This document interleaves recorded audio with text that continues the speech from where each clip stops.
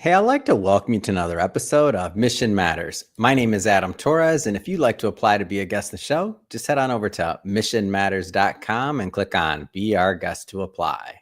All right, so today's guest is Justine Froelker, and she's an author, a speaker, and a corporate trainer over at justinefroelker.com. Justine, welcome to the show.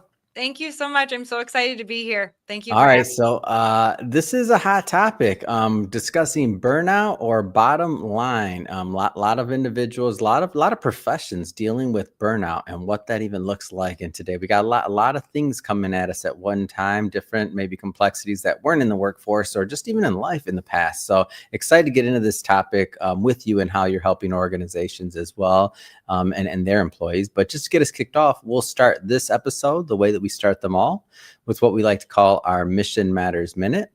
So Justine, at Mission Matters, our aim and our goal is to amplify stories for entrepreneurs, executives, and experts. That's what we do.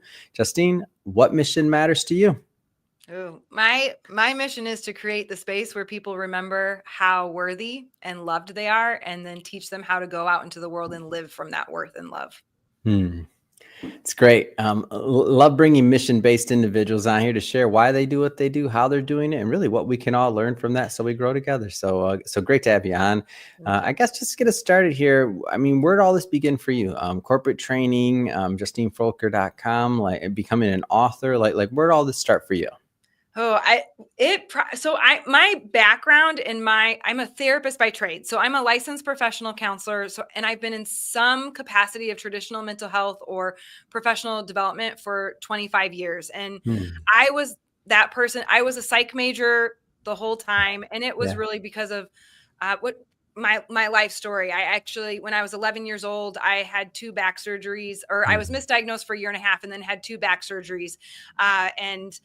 During that time of being misdiagnosed, I had to go see a sports psychologist at like 11 or 12. And I remember thinking, like, what you do is really interesting, and tucked that away, and ended up having to have 2 back surgeries in high school. I was in a full body cast both times. And so obviously created, I had to learn resilience really from a very young age. And so, but that planted that seed. And so when I graduated high school and went to college, I was a psych major. And then I went to graduate school and got my degree in community counseling. And I've worked in traditional mental health for such a long time. And then 7 years ago, I left my thriving private practice to take the risk and, try to reach more people through speaking and doing trainings, workshops, and keynotes and things like that. And so now I get to bring a lot of these, what I call just human essential skills, to the workplace.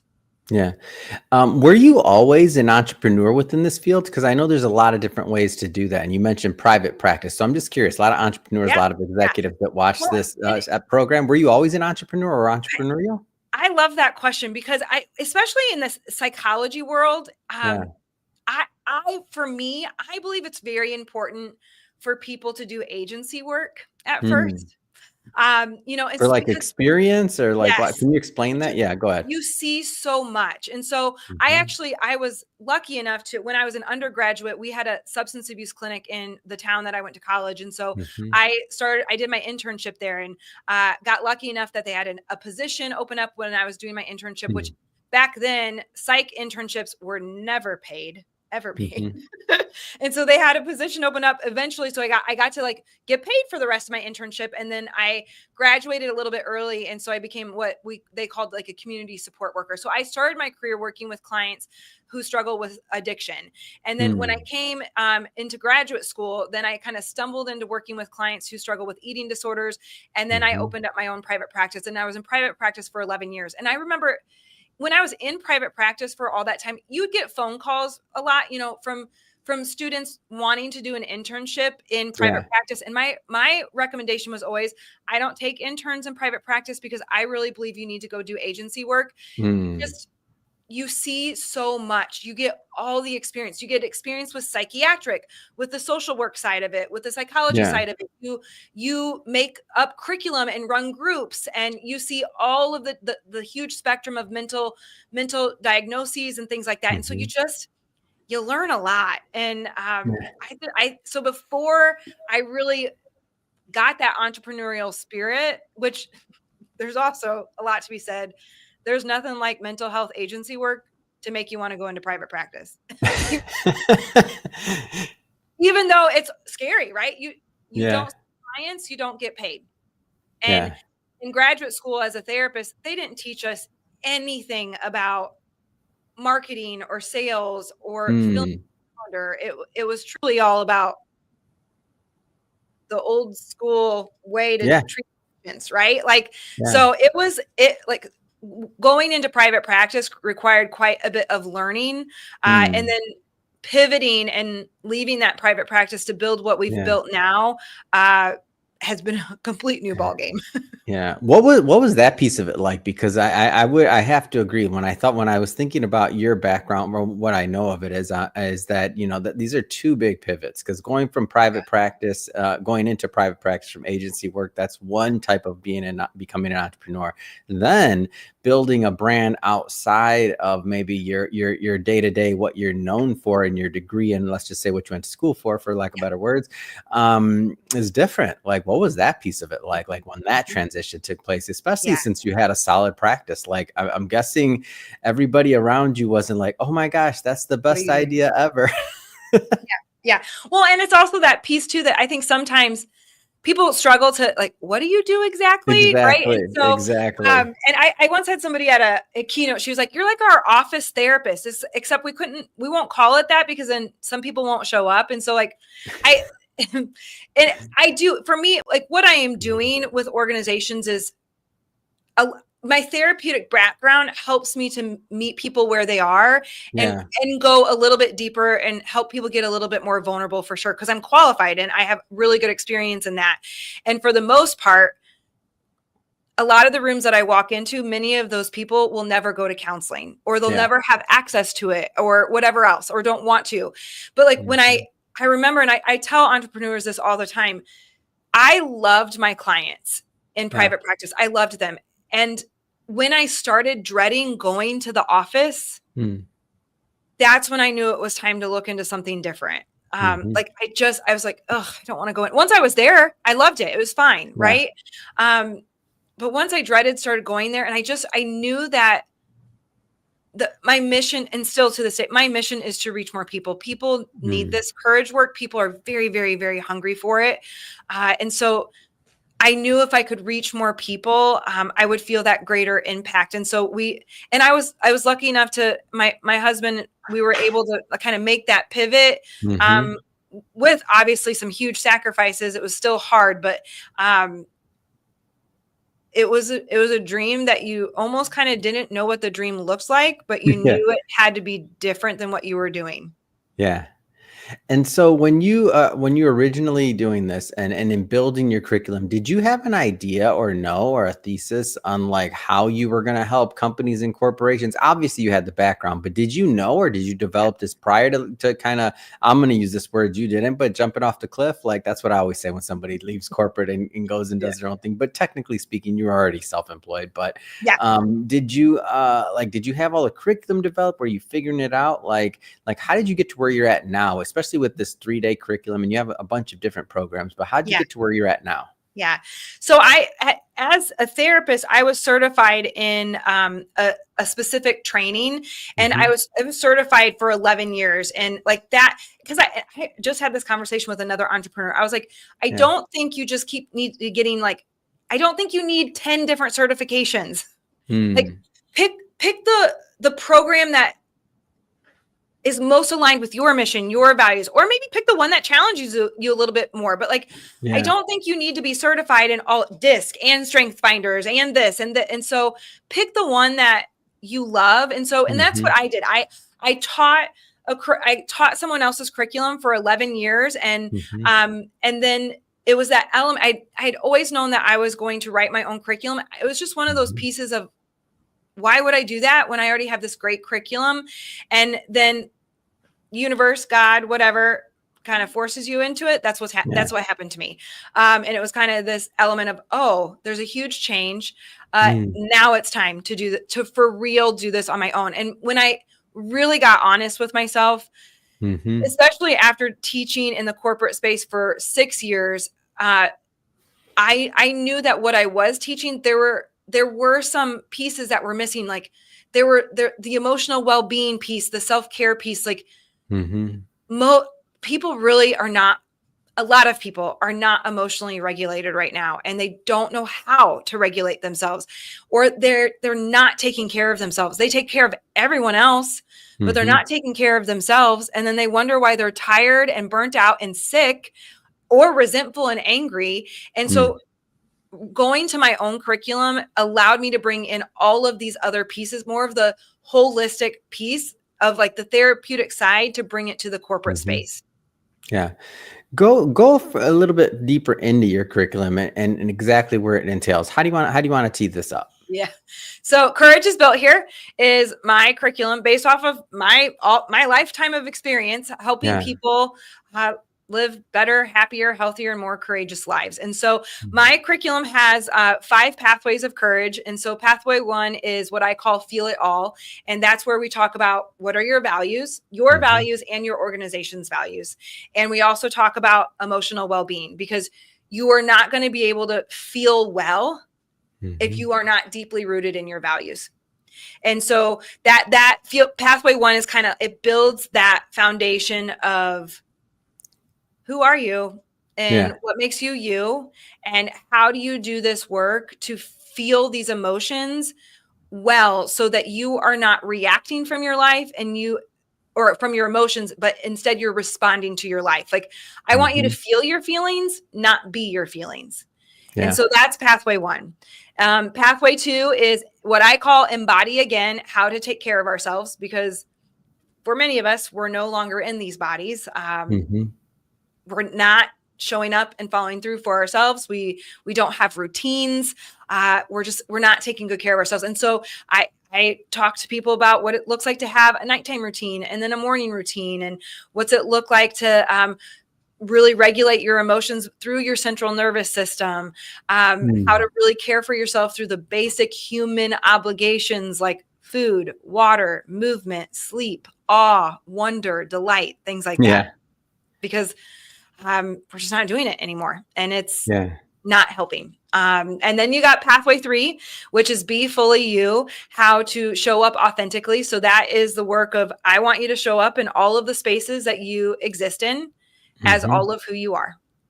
Yeah. Um, in some spaces we have to exist in, they haven't really, they don't get to hold the honor of hearing our whole story. So what's it look Mm. like to walk into those spaces with some boundaries, Mhm.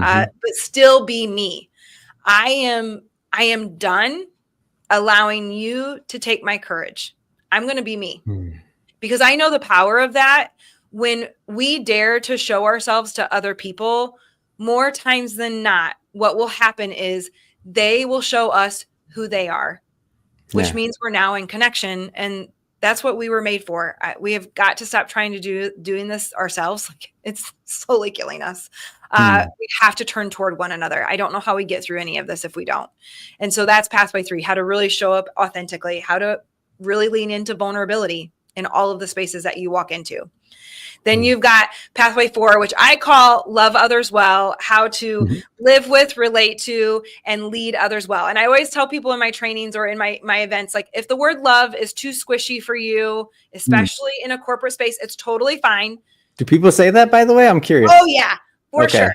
For sure. And then I just give them permission, right? Like, okay, just shift it to care, dignity, respect. I mean, it's love. It's love. Mm. We spend more time awake at work than we do with people who love us the most at home. Like, Mm. I hope you have care, dignity, and respect for the people that you work with. And I do. I hope you have a sense of love for them. It doesn't mean that you have to be best friends with them. Mm. No, because you're not going to click with everybody. But we do remember one another's humanity. And so in pathway 4, we talk about skill sets like empathy, how to be an Mm. empathic leader, which also requires you to hold people accountable and able. We talk about operationalizing trust, and we talk about how to have hard conversations. How do we use curious language, and how do we regulate ourselves so that we stop avoiding hard Mm. conversations, because the unspoken is never, ever benign. If you Mm. don't say it, it's just going to fester. So pathway 4 is all about the people stuff. And then you got pathway 5, which Mhm. is do the work. To be honest with you, most days I say do the freaking work. And it just kind of it brings everything together. I need you to feel your feelings well. I need you to live in your values. I need you to take care of yourself, to Mm, show up as all of who you are, and to love others well. Most of all, do the work, though, is really about rewriting the stories that we make up. The mm, stories that we make up when things get really hard, and also the old narratives that we tend to live from, like the old stories that are born of some of the toughest seasons of our mm. lives. Yeah. Now, as you take people through these 5 pathways, I'm curious, are some, and maybe I'm asking this wrong, I don't know, you let me know, but are some people maybe lacking or in one area versus another? Are there like dominant pathways of where somebody can be helped more versus others? Like, how does that interplay? Because I can see the like high level, I could see how this all weaves together, but I'm curious how it plays out when you're going Yeah. through them. Yeah. So when people come into my full training, I do give them a pre-work assessment that gives them Mhm. a score for the pathways. And I actually just came out of a full training with a banking institution, and it was interesting. Like Were you they, talking about spreading love in that one? And oh they're heck like, yeah, come it on. was. And then I got pushback from one person, and it was okay. Like How I was many like people were in there though? That's not bad. 26. We had 26 in And that one. one out of Yeah. 26 One ain't out of bad. Okay. 26, right? So, and like when it comes to their pre-work assessment kind of surprised me. Like they scored very high on love others well. Hmm. And and but they struggled on Good taking job care of loving themselves, out there, bankers. No. right? Exactly. Right. And so like it is, I do see trends, and though the scores are never set in stone. I Hmm. always tell people like I have them look at their pre-work, and then I have them take a post-work like 2 weeks after training, but Mhm. then I have them do it again a month later, and then like even like 6 months later or a year later, because your Mhm. scores will change. Like I had one woman who went through the full training with me, and she goes, "It's so interesting." She goes, "This one score went up a lot and everything else kind of stayed the same. I actually had one come down." She goes, "And then I realized like, because when I walked out of those 3 days with you, I said, I'm Hmm. focusing on this one." And she was like, Interesting. "I got it to go up, but it was almost at the cost of the other ones." And I was like, I think that's just also kind of life. Because Yeah. if you're really walking out the work, you're going to have seasons where some of them fall off. Hmm. That's just welcome to being an adult. Hmm. This is hard. This is hard work. So it's not perfection. Mhm. It really is just progress and trying to figure out what the journey is. Hmm. Um, and it will absolutely depend on the person. And of course, the therapist in Mhm. me is going to say it depends on a lot of different things, like what are their childhood wounds and traumas? Hmm. Um, what's their level of burnout? Uh, Hmm. what's their support at home? Things like Yeah. that. Hmm. How does this, so when we're thinking about this concept of burnout, like how does this relate and how does maybe the curriculum or what you do, how does that alleviate or help, individuals that are heading down that route or experiencing it? Yeah. I've stopped saying the words preventing burnout because I don't Yeah. we're at this point we're needing to cope with it. Yeah. I don't know if we can prevent it at this point. And so I think one of the biggest pieces is for me is I truly believe that organizations have to get back to people first. Uh, Hmm. and I know that's hard when budgets are tight and they feel like resources and time are really limited, except if you don't get back to people first, you're just going to keep running through people. And Hmm. there are always going to be organizations who are fine with that. But if you want a culture of belonging and courage, and where people love what they do and care about one another, Hmm. your performance will go up, because when people feel like they matter at work, they work Hmm. harder and they create and innovate, and you keep good talent in a time that's difficult to keep good talent. And so one of the biggest things I hear from team members right now is like they keep telling us not to like overwork or to take care of ourselves, and yet everything is urgent. The to-do lists are never getting done, and there's so much Yeah. to do. There's less people to do it, all of these constraints. And so what I'm finding is those organizations that are creating time and encouraging time in the workday to Hmm. do that self-care work, those are the team members that feel cared for. So Mhm. it's even something as simple as on every meeting, we do a check-in. Like, I know Mm. you don't have time to check in with people on your meeting. I know you have an agenda. You got to get to it and you got to get to the next meeting. You got stuff to do. I know that. Mhm. And when you do a true intentional connective tissue check-in with your people, and it doesn't have to take that long, you get a Mhm. pulse point of where everybody's at. People feel seen. They also feel connected with one another. And so an example of that, so there's several different ways to do what I call a courage check-in at the front end of meetings. You can do a 1 or 2 word check-in. So literally everybody goes Mhm. around and says 1 or 2 words. My entrepreneur group, my favorite version of that, we do a 1 word check-in in that one. And one day we just made noises. It was just Like, like, it was just like, it's not an actual yeah, word. It can yeah, be we a did not make grunt, it words. can be a sigh, it can Yep. be a noise. Because that was just the day that everyone was having. Being an I do entrepreneur that is all the time. I'm glad you just gave me permission. I yeah, did give that you this permission. So we morning. literally all went around and just made a noise, right? So the 1 or 2 word check-in is awesome. It's super quick Yeah. too. One of my other favorite ones, there's 2 versions to it. Everyone answers 2 questions. What are you worried about? What are you excited about? Mm-hmm. One of my other favorite ones is actually taken from the Gottmans. They're famous like marriage counselors, and they have a ton of research. Their 2 questions that I love to do with teams is what's on your mind? Because Mm-hmm. that usually tells you like what's on their plate for that day, right? Like what's their Mm-hmm. to do? And then the second question is what's on your heart? Yeah. And that's where they tell you about their humanity. Mm-hmm. They tell you that they got a kid getting bullied at school, or Mm. they're going to have to put down their elderly dog pretty soon and they're heartbroken about it, right? That's where Oh, we remember that people are way more I than what don't they like do that for us. example. I know it's That hard. hurts. It's a hard one, That right? hurts. But like I just did the what's on your mind and what's on your heart with Mm. that training with 26 people. Mm. It took us less than 15 minutes. Wow. Like, and so I literally, I got asked, like, people are really doing this. I go, yes, Yeah. you have to make the time for it though. And I know you don't have the time. You have to Mm. make it though. And that connection, it just, it helps everything. Mm. Yeah. How do with so many generations in the workplace, like how does this play? How does the generational, let's just call it, side of things, how does this play out? Oh, it comes up in every single one of my events. Hmm. Uh, every single one of them. I think, and how it usually comes up, and then what I have to redirect is that people are not monoliths.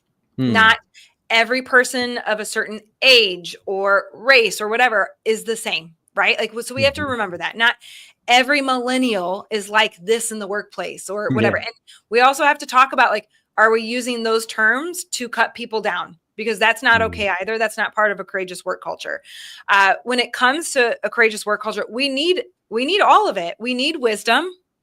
We we Mhm. need the history. We need to learn where we've come from. We need to learn what's no longer working and adapt. So we also Mhm. need wisdom to adapt. We also need new though. We need creativity and new. And so obviously I think one of the easiest examples in the generational conversation right now is like I hear it a lot, is like Mhm. they just don't want to work anymore. And I push Mm. back on that every single time. I of course 80-20 rule. Mhm. Usually pretty standard. Do 20% not want to work? Okay, sure, whatever. But are you going to Yeah. focus your 80% of energy on that 20%? So that's the question. And so what it really is that they don't want to work the way the way they saw their parents work. Their Mm. values are different in the workplace. It doesn't mean they're worse or better. They're just different. And Mhm. so what's it look like to have those conversations of what does a satisfying work experience look like for you? Like I had one Mhm. CEO, we were on a call and she goes, my daughter is 21 and she just like up and she quit her job. Like she doesn't even care. Like she doesn't have a like backup. She's like, it's fine, mom. It's not the right fit. I quit in a responsible way. I'm just going to find something new. And she goes, meanwhile, I'm over here and I've been here for 30 years because that's just what you do. And I go, different values. They value something different in the workplace. And Yeah. so I think for me, we have got to stop saying that they don't want to work. They just don't want to work in the way that they have seen historically. Many of Mm. them, they want a life. They want to Mm. know that they have impact. Yeah. they do want to have fun at work. They spend a lot of time there, right? But Hmm. most of all, I think a lot of people want a life. Yeah. Justine, I do want to, with some of the time we have left here, I can't let you off the hook on this one. I know you're an author. Little Winston and His Anxiety. It's an upcoming book you have. And talk a little bit more about this series, what inspired it, even just the name, Little Winston and His Anxiety. What a name for a book. Yeah. Yeah. So I'm going to publish this book in August for back to school. So Winston's first book is Little Winston and His Big Feelings.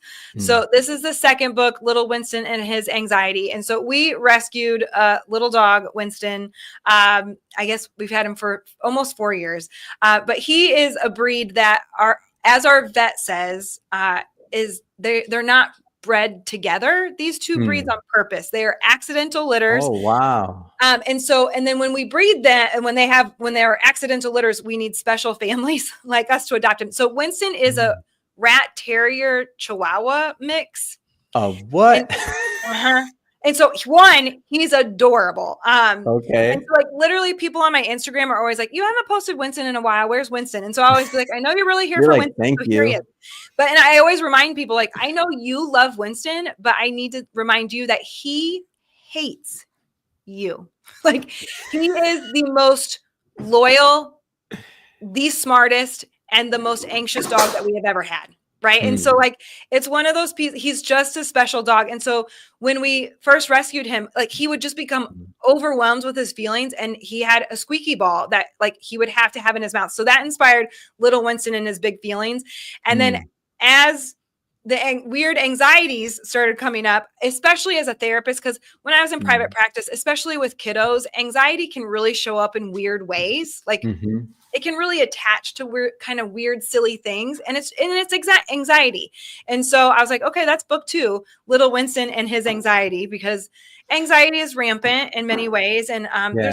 I want kids and their parents who are reading the book with them to learn how to name it, to Mhm, speak it, to cope with it in a healthy way, to move their body so that mm, that emotion moves through them and doesn't own them. yeah.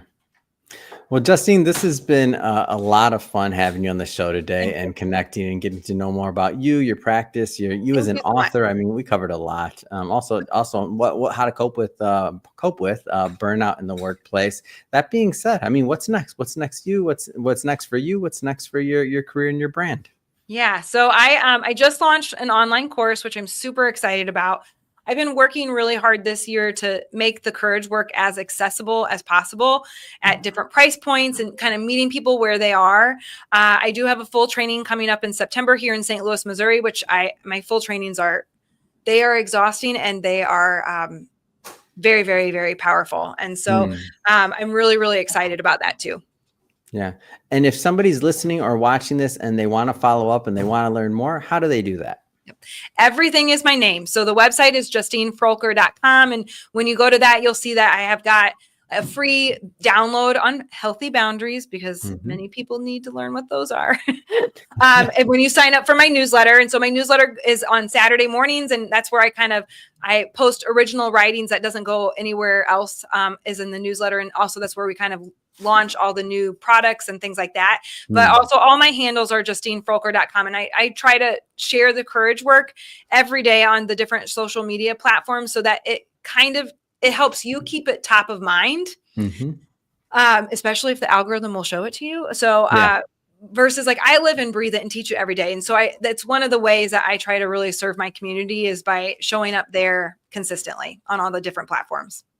Amazing. And for everybody watching, just so you know, we'll definitely put some links in the show notes so you can just click on the links and head right on over. And speaking of the audience, if this is your first time with Mission Matters and you haven't done it yet, hit that subscribe or follow button. This is a daily show. Each and every day, we're bringing you new content, new ideas, and hopefully new inspiration to help you along the way in your journey as well. So again, hit that subscribe or follow button. And Justine, thanks again for coming on the show. Thank you so much. I loved being with you. Thank